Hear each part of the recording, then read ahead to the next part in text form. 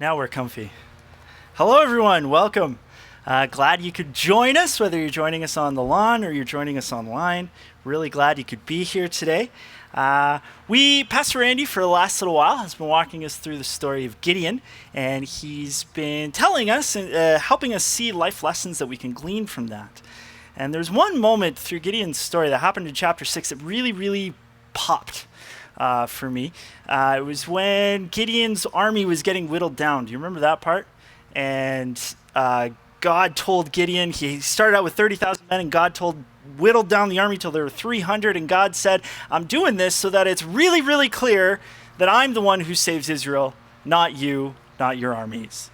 And in fact, that's how the whole battle plays out, right? You got 300 men sneak into the camp. They've got their torches. They've got the jars. They smash them, blow their trumpets, cry out for God and for Gideon. And then Gideon doesn't have to raise his sword because God sends chaos into the enemy forces and they end up defeating each other.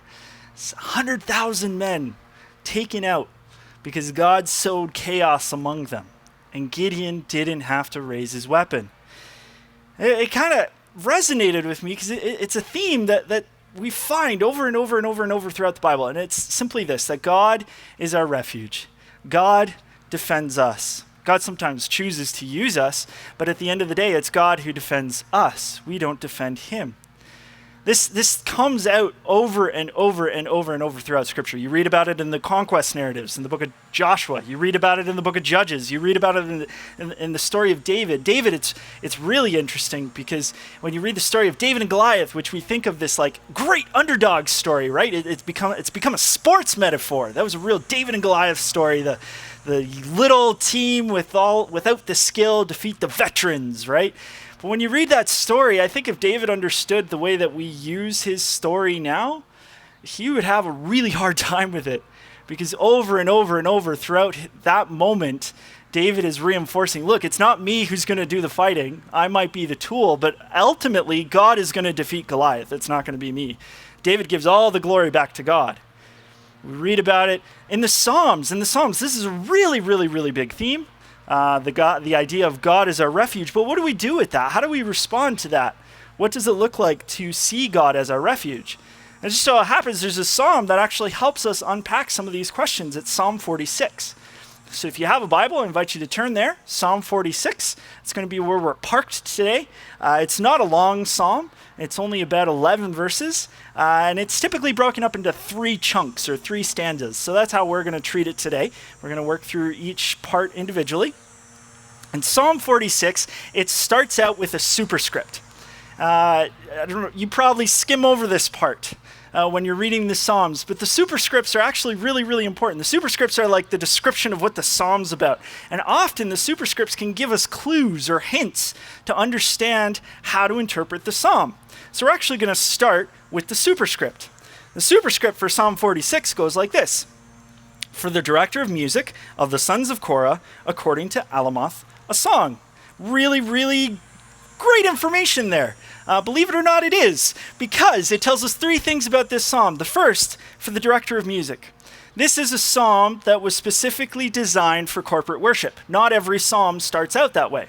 Some of the psalms are individual reflections on moments, right? You read about the stories of David. If you want a really interesting story, Bible study, personal Bible study that you can do for yourself, go through the Psalms and find all the Psalms of David that are about specific moments in his life, and they'll tell you in the superscript.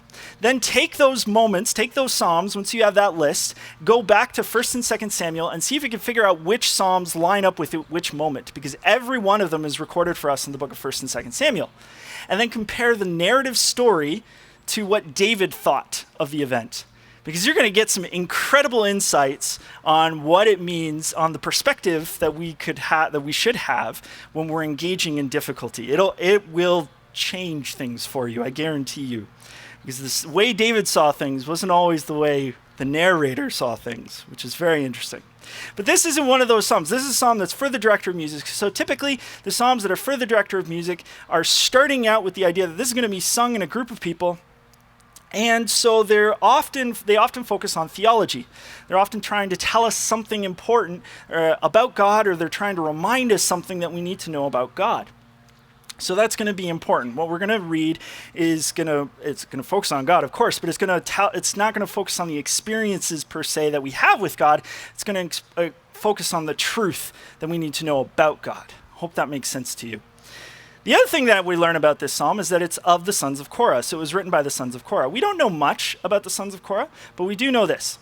Moses had a son by the name of Korah. And Korah and his family and his descendants, and I believe you read about them also in the book of Chronicles, dedicate their life, they make it their life's work to write corporate worship and liturgy for the people of God. They're a priestly family, and they make it their life's work to make sure that the people of God have good, solid songs and liturgy that they can read and recite and pray together. How cool is that? But here's the other thing we need to know about the sons of Korah. They're the descendants of Moses. And so inevitably, they're going to use the Pentateuch, which is the first 5 books of the Bible that Moses wrote. They're going to use stories from the Pentateuch to inspire their psalm. So if we want to understand what's going on with Psalm 46, we need to think about Genesis, Exodus, Leviticus, Numbers, and Deuteronomy. Okay? That's going to be really, really important, especially the book of Genesis is going to be really, really important for what we're going to read today. And finally, it's according to an alamoth, or a song. What is an alamoth? The answer is we don't know. It's believed that when you read things like alamoth or maskil, what's going on there is it's telling you what melody you need to sing to the song. And isn't it interesting? We've lost the melody, but we've retained the content. I think that has some pretty powerful implications when we think about worship. Melody maybe doesn't, and the way a song is packaged maybe doesn't matter as near as much as what is being sung. And that's where we need to start. What is the song trying to communicate? So, 3 things that we've now learned about the psalm, and we haven't even talked about the psalm. So let's start unpacking this. Let's start with the first stanza, verses 1 through 3. God is our refuge and strength, an ever-present help in trouble. Therefore, we will not fear, though the earth give way and the mountains fall into the heart of the sea, though its waters roar and foam and the mountains quake with their surging. So the psalmist starts by telling us something very powerful, very, very true, very real, very helpful about God. But it's a statement that's has some tension inherent in it. I don't know if you caught it. God is our refuge and strength. So God is our refuge. God is our fortress. God is our stronghold. God is this place that we go to. So we need to go to God. But then look at the very next line. He's an ever-present help in trouble. God is a presence. God is a person who comes to us. So which is it? Do we go to God, or does God come to us? Well, what's the answer there? It's yes. It's yes, it's both. We go to God and God comes to us. This for me really gets, I find this very helpful. It helps clarify it a little bit. The parables of the lost things in the book of Luke. Jesus tells a series of 3 parables of things that are lost. He tells it to a group of Pharisees. The first 2 parables are actually fairly similar. You've got God. In the first parable, he's a shepherd. In the second parable, he's a bride, and he's looking for something. In the first parable, the shepherd is looking for a sheep. In the second one, the bride is looking for a coin. And they find it, and they celebrate, and they rejoice, and they tell everybody, and they bring it back, and it's part of everything, and there's a big party, and there's lots of celebration. They found what was lost. The third parable is a little different. The third parable is the parable of the lost sons, and it starts off with a younger son who comes to his father, and he says, "Dad, I wish you were dead, because I want my inheritance, and I want it now, and I want to spend it on whatever I want to spend it on." And the dad, we're not told how he felt, but I imagine it was pretty hurt. We're not told how he responded, but I'm pretty sure he was a little upset. All we're told is that he says, "Okay, son, here you go." And he gives his son the inheritance. The son squanders everything. You know what's fascinating about the story? The person who represents God, his response to the lost thing changes. He doesn't look for it anymore. He actually waits for the son to be in such dire straits that he realizes, I'm better off selling myself into slavery and rejoining my father's house as a slave than I am living the way I'm living, because I've lost it all. And so he goes back to his dad, and the first things out of the son's mouth are, "Father, I've sinned against heaven and against you." And the father welcomes him back. But it's three parables, all about lost things, and yet there's a tension because it talks about God coming to us and us going to God. You see, this phrase that we hear, that we read about, God is our refuge, but also an ever-present help, that has that relational tension. Do we go to God or does God come to us? And the answer is yes. It's both, because God wants a relationship, and he wants a healthy relationship where there's a good give and take. He doesn't want it so that we're always going to him, but neither does he want it where we're doing all the work, where he's doing all the work and he's constantly coming to us. It's both. He wants a good relationship with us. That's good news for us, by the way. Because if we're going to God as our refuge, if we're going to God when things are difficult, our feelings and our circumstances sometimes try to lie to us, don't they? Our feelings and our emotions are good things. They're gifts from God that help us assess things well. And they help us assess the world around us. But sometimes our feelings and emotions can lie to us and they can deceive us. And even though we're looking for God and we think God is our refuge, we're not feeling it. Guess what? What the psalmist is telling us is so critical. And if you get nothing else from everything else that we're about to say today, take this away. Even when you don't feel like God is there, if you are making him your refuge, he'll be there. He'll be there, regardless of whether or not your feelings line up, regardless of whether or not your circumstances line up. God is there. And this is an incredible truth that we need to hold on to. If you're making God your refuge, God will be there, even when your feelings, your emotions, your thoughts are deceiving you. Which then causes the psalmist to think for a moment. What's the absolute worst case scenario that I can come up with, that I can envision, that I can imagine, the place where it would really seem like God is not a part of these things, where God is absent and he's not around. And the place that he goes to is something that we looked at last month when I spoke last. He goes back to the creation. Verses 2 and 3 talk about a world that is completely covered in water. And the earth is gone. It's sunk back into the heart of the sea. It's returned back. All of creation is returned back to a state of chaos. And the psalmist says, even in that place where chaos reigns, where the waters and creation has been undone, God, we don't need to fear. Why? Because God is our refuge, and he's an ever-present help in trouble, even in the worst case scenario. And the reason the psalmist can say this is because God didn't just do it at creation. He also did it later on in the book of Genesis.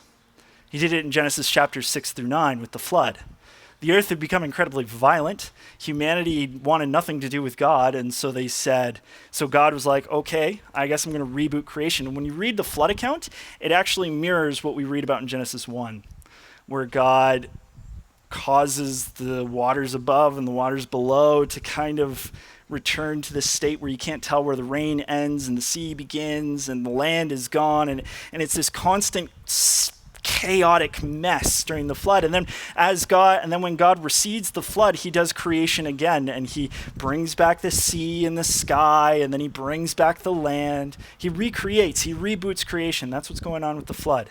So God didn't just do this once where he oversaw a chaotic mess and did something with it. He did it twice. And he did it with the flood. And even in the midst of the flood, you had Noah, this one faithful family. Think about that. In all the world, there was only one family that was faithful to God. You know what God did for them? He helped them build a refuge. In the middle of a storm, in the middle of the most chaotic moment that humanity had ever experienced, where everything was being taken away. I confess I have a love, I have some difficulties around teaching the flood story in Sunday school because it's got all the animals and the animals are cute, but the backdrop to the story is a lot of violence and death. God takes a lot of lives that day. And yet, in the midst of all of that, Noah and his family are walking faithfully with God. God provides them a refuge, and he remembers them in the middle of the flood, in the height of the flood, at the worst point. He remembers them, and he's with them in the middle of it. So God did this not just once, he did this twice, 2 different times. Worst case scenario, worst possible thing, worst thing that the psalmist can think of, and God was there. And so the psalmist is like, if God does it again, So what? We can trust him as long as we're making him our refuge.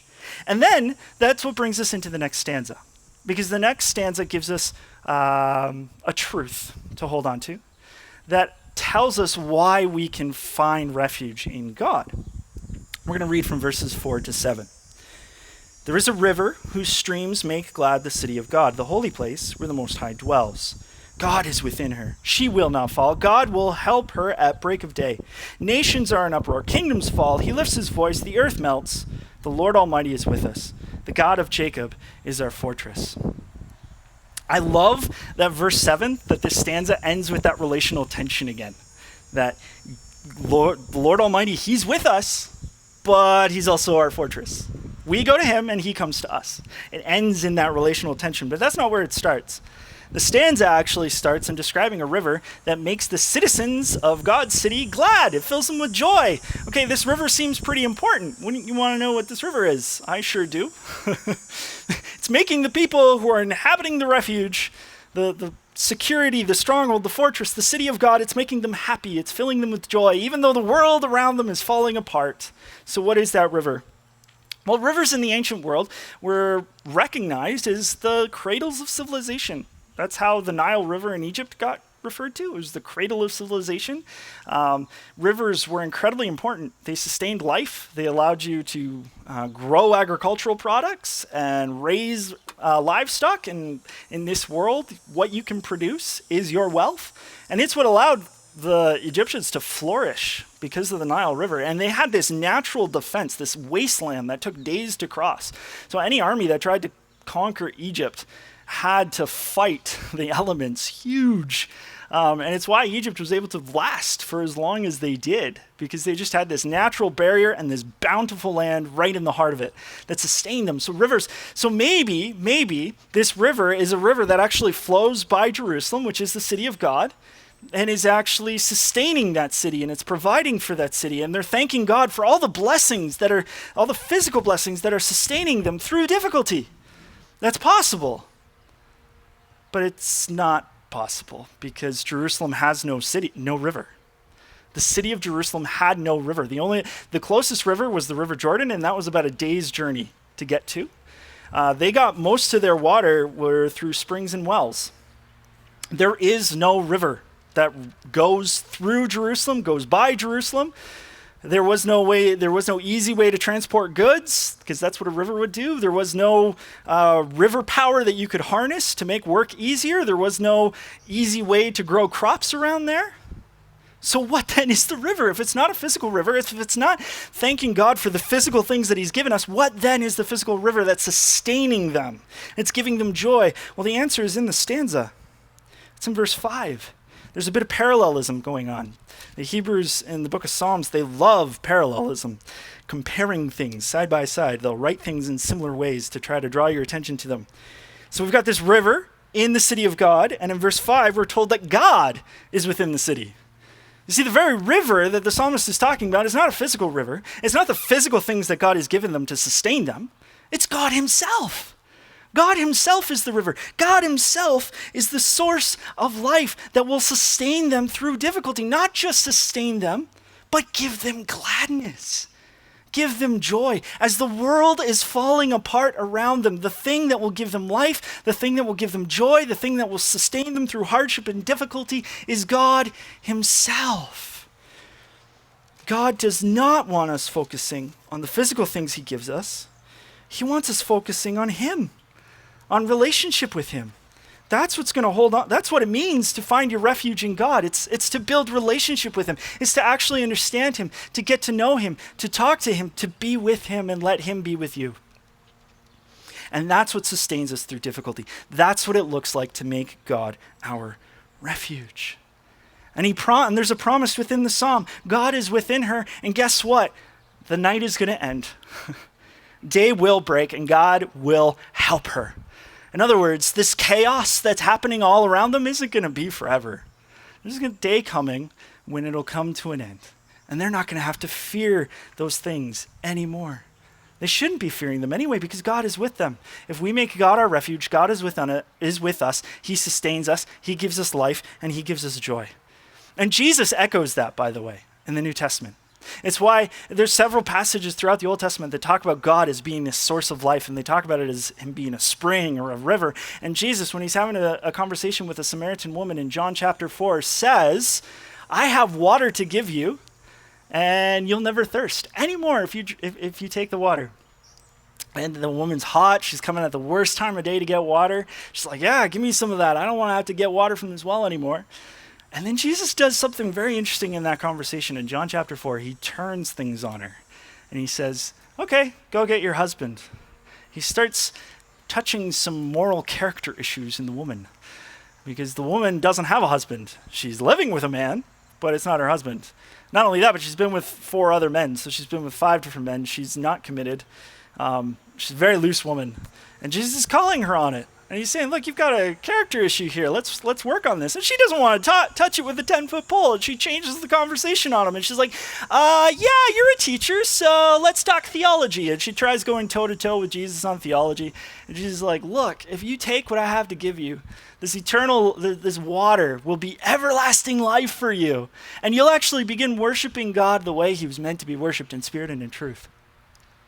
What Jesus was wanting for this woman was for her to engage with God, to find relationship with him, because that's ultimately what would sustain her, give her life, give her joy, give her life meaning through difficulty. And she faced a lot of difficulty. Comes out in that passage. It echoes something else that Jesus says in Matthew chapter 5, when he's going through the Beatitudes. Jesus actually, again, compares himself to water. He says he's got the Beatitudes, the blesseds, right?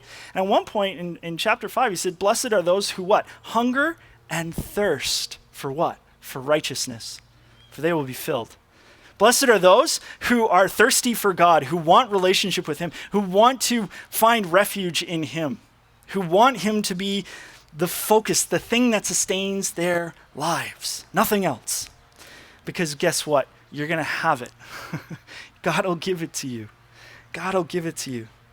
You see, the people who find their refuge in God trust in him and him alone to provide for their lives. And that's not to say that God won't use tools, right? He might use healthcare. He might use money. But the point is, he uses those things. They should not be our focus. They cannot be our focus because of what comes next. You see, in verse 6, we're told that the nations are in uproar because the kingdoms are falling. God himself is lifting his voice and the earth melts. In other words, the psalmist is saying this chaos that we're experiencing, where everything is falling apart around us, what's the source of that chaos? Did you catch it? It's God himself who's lifting his voice and he's causing the earth to melt. Why? Why would God want to get the nations upset? Why are they in an uproar? Then they rightly are. The world is falling apart around them. Why? Well, what is going on? Why is God doing this? Well, this is a theme that runs throughout the book of Psalms, and it starts in Psalm chapter 2. And we're told to be careful with the nations of this world in Psalm chapter 2. Why? Because the nations of this world are trying to emancipate themselves from God. They don't want God. They want the kingdom without the king. And they're plotting and they're scheming. And you know what the psalmist says is God's response to that? He laughs at them. It's like God laughs at all the scheming and all the manipulations and everything that the nations are trying to do to separate themselves from God. Why? Because it ultimately plays right into God's plan. And what's his plan? To be the source of life for everyone. And here's the problem with the nations around us. The nations around us don't trust in God to sustain them, to provide for them. And they scheme and they try to grab as many resources as they can for themselves. They try to scratch together as much power as they can for themselves, right? They're in competition with each other, and they're not settled. They want to be their own gods. But you know what? That doesn't just apply to the nations of this world, does it? We've all seen this, not just in the political arena. I guarantee I've seen this in the workplace, right? You've seen this with people who are jockeying for position, who are trying to get more from the company. They want a bigger raise. They want more power. They want more authority. They want more toys, right? They want to buy more things. People do this all the time. It's not just the nations. People try to build little kingdoms for themselves, little places of refuge, of stronghold, and we start depending on other things other than God to sustain us and to bring us life and to bring us joy, and it never works. It doesn't work. And the nations are in uproar. Why? Because God is making their world fall apart. And everything that they're trusting in is disappearing. Look at the next stanza. Come and see what the Lord has done, the desolations he has brought on the earth. He makes wars cease to the ends of the earth. He breaks the bow and shatters the spear. He burns the shields with fire. He says, be still and know that I am God. I will be exalted among the nations. I will be exalted in the earth. The Lord Almighty is with us. The God of Jacob is our fortress. God wants to put an end to war. And that's the promise of the Bible. That there is going to come a day where God will finally, ultimately reign supreme. All the nations of this world are going to bow to him, and they're going to submit, and they're going to see him as their source of life. And I don't think that's just geopolitical institutions, by the way. I think that's anybody who tries to build their own little kingdom for themselves. They're all going to bend the knee and say, yeah, God, you're it. I want nothing more. There is a time when God will put an end to war. But the psalmist, interestingly enough, is not looking towards a future event. He's actually talking about a present reality. He's talking about something that God has already done. Look at verse 8. Come and see what the Lord has done. The desolations he has brought on the earth. What is he talking about? Well, you don't have to look very far to see that. Right? We've already mentioned the flood narrative. The flood narrative was God's response to idolatry. People becoming violent, people warring over each other, warring over resources, trying to build their own little kingdoms. And God said, enough. Only one faithful family. And so God brought a desolation on the earth. He flooded it. He rebooted creation. That wasn't the only time he did it, though. Book of Exodus. You've got God's people, the descendants of Abraham, the people of the promise, have been enslaved in Egypt. They've been there for 400 years, and they start crying out to God, and they ask for God's intervention, which is great, because God responds. And he comes on the scene, right? And one of the crazy things about the plagues of Egypt is that God is going to war against the entire Egyptian pantheon. That's what he's doing there. He's unsettling everything. He's uprooting everything that they're trusting in and depending on as a society. You know what's fascinating about the plagues? And it's a detail that I often miss. Many of the plagues didn't just affect the Egyptians. They also affected the Israelites. It was almost as if the Israelites looked more Egyptian than they did Israelite. And at one point, they actually come to Moses and they say, tell God to stop. We'll stay slaves. This is not worth it. We don't want to go through this anymore. Get him to stop. And Moses is like, I can't. You see, when God brings desolation, when God injects a little bit of chaos into a situation, sometimes it'll impact us. It doesn't just impact the people around us, it'll impact us. And what God is seeking to do in those moments is to shake out our idols, shake out the things that we're trusting that are not God. This comes out in this passage. God is breaking bows, shattering spears, burning up shields. All the things that people are trusting in to preserve their little kingdoms, God undoes them all, gets rid of their idols. Timothy Keller, I love the way that he talks about an idol. He says an idol is simply this. It's a good thing, so it's a good thing, something that God has made a part of his world. It's a good thing that we've made the main thing. It's a good thing that we've made the main thing. And the problem with a good thing when we make it the main thing is that God's no longer the main thing, and we're not depending him to be our source of life, to be the thing that will sustain us through difficulty. And so when God injects a little bit of chaos into the equation, he's trying to shake out those idols. He's trying to get rid of them in our lives. He doesn't want them to be there. He wants to be, read it in verse 10, he wants to be exalted. He wants to be lifted up among the nations. He wants to be exalted in all the earth. He wants to be lifted up in all the earth. He wants to become the main thing again. When God injects a little bit of chaos into the equation, it's not, he's trying to get us to come to him as our refuge. He wants us to find our source of life in him and not in anything else. But there's something else going on in this. Because the psalmist, he doesn't seem to have an idol, does he? He's talking very much in the third person here, right? God is doing all this to make the idols disappear, to make us trust in him, but yet he's also experiencing it right along with everybody else. But do you catch what the psalmist is doing? Verse 8, come and see, come with me. He's trying to point people to where they can find hope.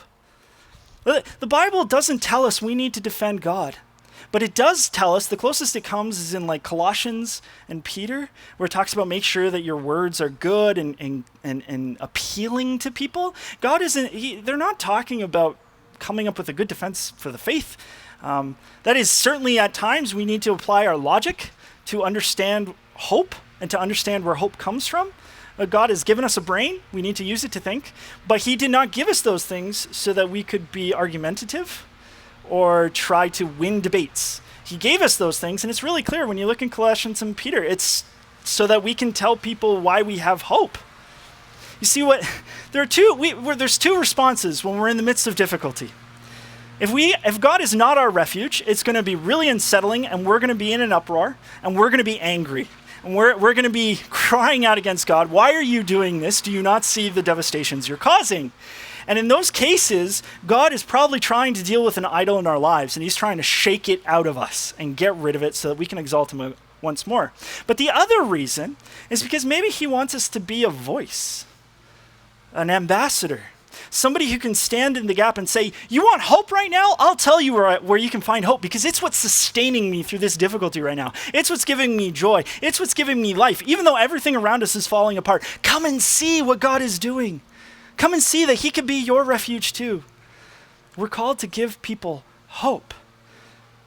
Called to give people hope, not defend God. He doesn't need defending. He defends us. He defends us. So then we're left with a question. We're left with a question at the end of this psalm. Where are we at?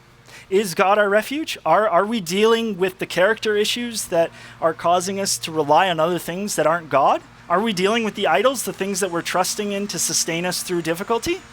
Idols can be anything, any myriad of things. They can be family, they can be wealth, they can be job, it could be power, it can be authority, it could be all manner of things, pleasure, right? Hobbies. Or are we relying on God? And if we find ourselves, okay, God is my refuge, I am depending on him to sustain me with life. It doesn't feel it. Guess what? You have a job to do. You and I have a job to do. If we've dealt with the idols and there's still difficulty going on, then we need to be the voice standing out and saying, hey, I'm a thirsty person too. Let me tell you where I found a drink. Come with me. Come with me. Let's go together and find our hope in God and God alone, because he has a plan for us. Let's pray. Father God, I am reminded of the words of Job, who experienced incredible difficulty, yet he was a righteous man.